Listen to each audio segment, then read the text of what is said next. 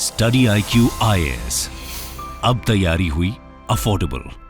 नमस्कार दोस्तों, क्या आपने बजट के अंदर कल नोटिस किया है कि मालदीव्स को जो सरकार पैसा देती है उसमें कटौती की गई है। और मैं आपको बता दूं, वैसे तो जितने भी कंट्रीज को हम एड प्रोवाइड करते हैं तो ओवरऑल अगर आप देखोगे तो यहां पर कट हुआ है, लेकिन वो 10% के आसपास हुआ है। लेकिन अगर आप स्पेशली मालदीव्स का देखोगे तो करीब 22% का कट किया गया। ये आप देख सकते हैं, India's financial assistant to Maldives set to drop by 22% amid diplomatic stand off पता ही है कि मालदीव्स और भारत का जो मुद्दा है रिसेंटली कितना ज्यादा देखने को मिला था, तो इसके बारे में आपको बताऊंगा। साथ ही साथ हम देखेंगे जो सरकार है वो फॉरेन मिनिस्ट्री को, जो हमारी एक्सटर्नल अफेयर्स मिनिस्ट्री है, उसको कितना पैसा देती है, इसका क्या इंपैक्ट आएगा, काफी कुछ आपको जानने को मिलेगा। चलिए आगे बढ़ते हैं, लेकिन उससे पहले मैं आपको बता दूं, आप में से जो भी लोग यूपीएससी की प्रिपरेशन करते हैं, हमारा फाउंडेशन बैच अवेलेबल है, जिसके अंदर आपको प्रीलिम्स, मेंस, इंटरव्यू, जो तीनों स्टेजेस होते हैं यूपीएससी के, उन सभी की तैयारी कराई जाएगी। इसमें आपको पर्सनल मेंटर मिलते हैं, टेस्ट सीरीज होता है, daily answer writing, live classes,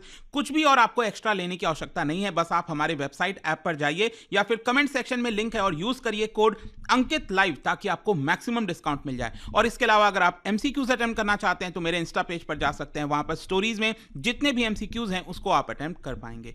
चलिए शुरुआत करते हैं और सबसे पहले ये देखते हैं कि एग्जैक्टली हुआ क्या है। देखिए, जो डिप्लोमेटिक स्टैंड ऑफ देखने को मिल रहा है भारत और मालदीव्स के बीच में, इसमें भारत ने जो डेवलपमेंट असिस्टेंस है, आपको पता ही है कि भारत के आसपास के देश हो गए, इनफैक्ट अफ्रीका के जो देश हो गए, वहां पर जो उनको पैसों की आवश्यकता होती है एज अ ग्रांट, वो हम प्रोवाइड करते हैं इन सारे देशों को। मैं आपको एक एक करके बताऊंगा किन देशों को कितना क्या पैसा मिलता है। लेकिन यहां पर जो मालदीव्स को पैसा दिया जाता है उसमें अगर आप देखोगे तो ये करंट फाइनेंशियल ईयर में, मतलब जो अभी चल रहा है 2023-24 वाला, इसमें हमने लगभग 600 करोड़ का असिस्टेंस दिया था। लेकिन कल जो फाइनेंस मिनिस्ट्री के द्वारा अनाउंस किया गया अगले फाइनेंशियल ईयर के लिए, मतलब 2024-25 के लिए, यहां पर हमने जो पैसा है वो 170 करोड़ जो है डिक्रीज कर दिया है। देखो, थोड़ा सा मैं आपको और अच्छे से चार्ट से दिखाता हूं, अच्छे से समझ में आ जाएगा।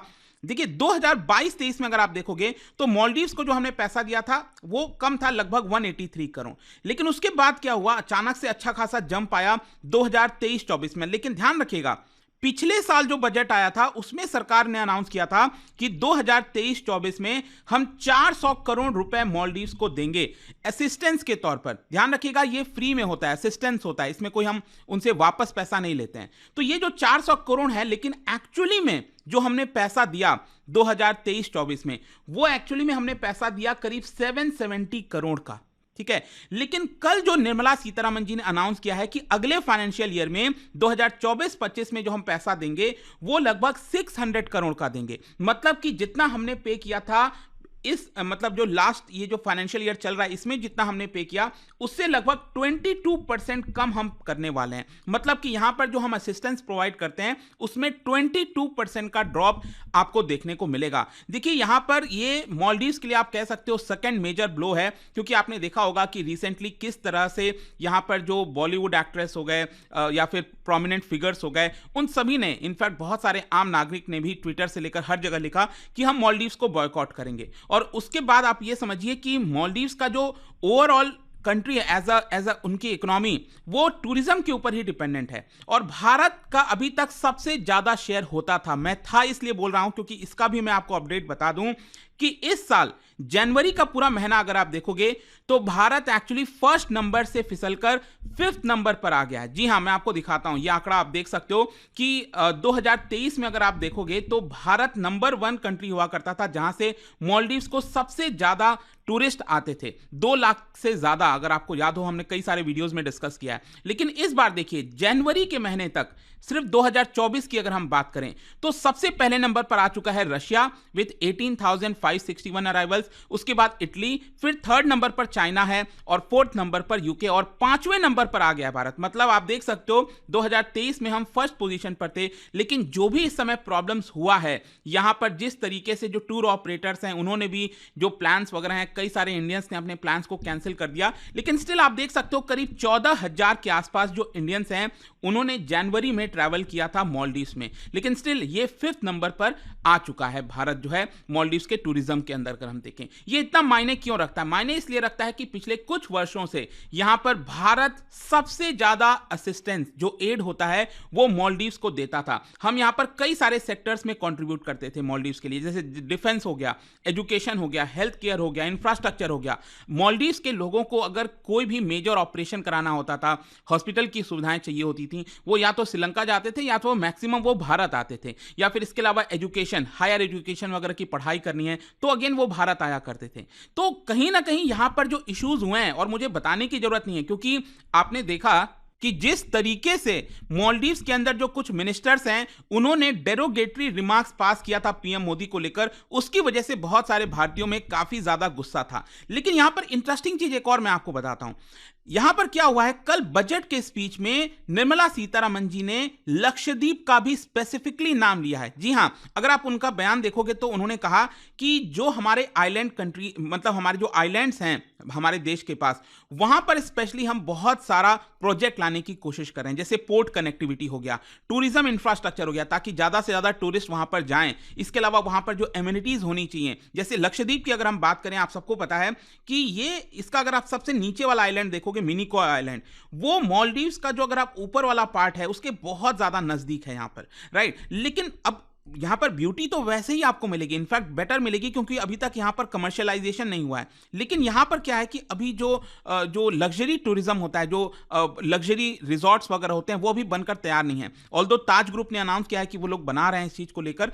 तो इस तरह के फैसिलिटीज जब आएंगे तो आप कह सकते हैं कि वहां पर एक तरह से टूरिज्म बढ़ेगा। और निर्मला सीतारमण जी ने यहां पर यही चीज कहा कि हम इसको ले रहे हैं on our islands including Lakshadweep. तो उन्होंने स्पेसिफिकली नाम ले लिया लक्षद्वीप का। और ये कंट्रोवर्सी कहीं ना कहीं आप सबको याद होगी कि यहां पर जब मालदीव्स के साथ रिलेशंस खराब हो रहे थे, जो उनके नए प्रेसिडेंट आए, उसके बाद पीएम मोदी लक्षद्वीप गए थे 4 जनवरी को, और वहां पर से उन्होंने कई सारे जो पिक्चर्स वगैरह हैं वो शेयर किया था।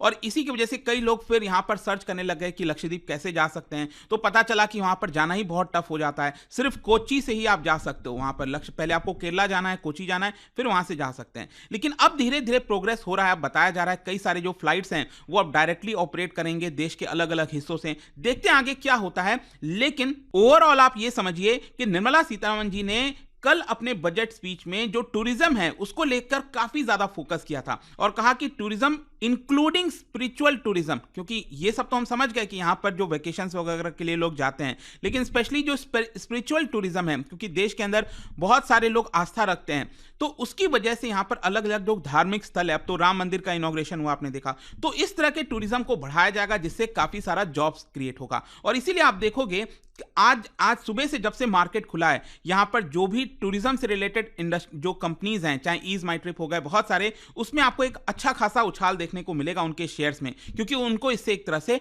बेनिफिट होने वाला है। लेकिन अब मैं आता हूं, देखो यहां पर जो मालदीव्स का 22% ड्रॉप किया गया है, ये अकेले मालदीव्स के लिए नहीं किया गया है। यहां पर कई सारे फॉरेन कंट्रीज को जो हम एड देते हैं उसमें आपको देखने को मिलेगा। वैसे मैं आपको बता दूं, एक्चुअली सरकार क्या करती है कि अलग अलग मिनिस्ट्रीज को बजट अलोकेट करती है। अगर हम एक्सटर्नल अफेयर्स मिनिस्ट्रीज की बात करें तो पिछले साल जो बजट में एलोकेशन मिला था वो 18,000 करोड़ के आसपास था। इस साल एक्सटर्नल अफेयर्स मिनिस्ट्री को 22,000 करोड़ एलोकेट किया जा रहा है।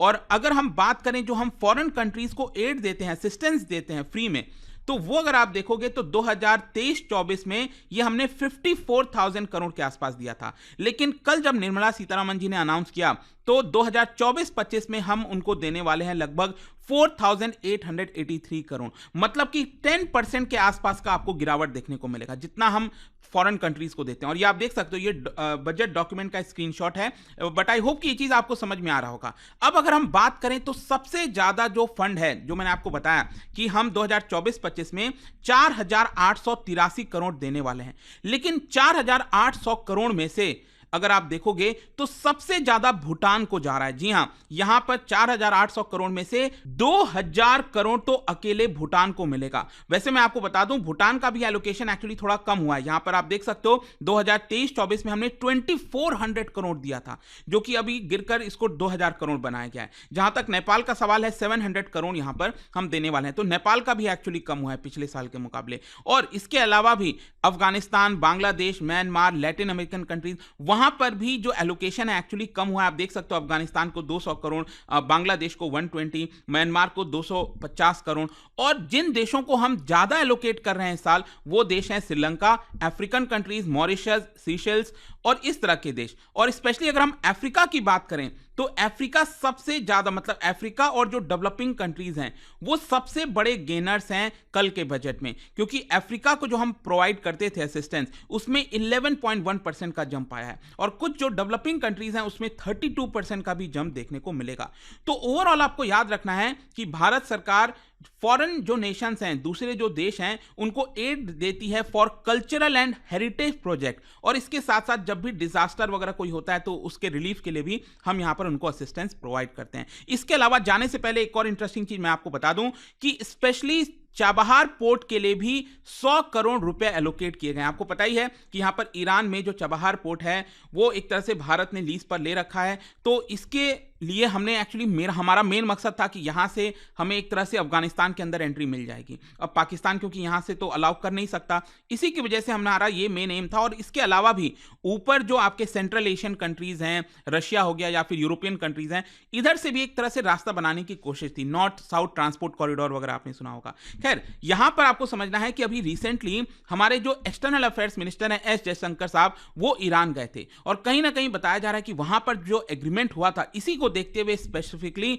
100 करोड़ रुपए इस पोर्ट के लिए एलोकेट किया गया है। ये हमारा स्ट्रैटेजिक इंटरेस्ट आप कह सकते हो। तो ये ओवरऑल वीडियो था दोस्तों। आई होप कि आपको इससे रिलेटेड जो भी खबर थी वो आपको समझ में आ गई होगी। और जाने से पहले, क्योंकि हम अफ्रीका की बात कर रहे थे, क्या आप बता सकते हो अफ्रीका में कौन से देशों में, कौन से देश में आपको एटलस माउंटेन नहीं देखने को मिलता है? क्या आपको पता है अफ्रीका में जो एटलस माउंटेन है उसका लोकेशन किधर है?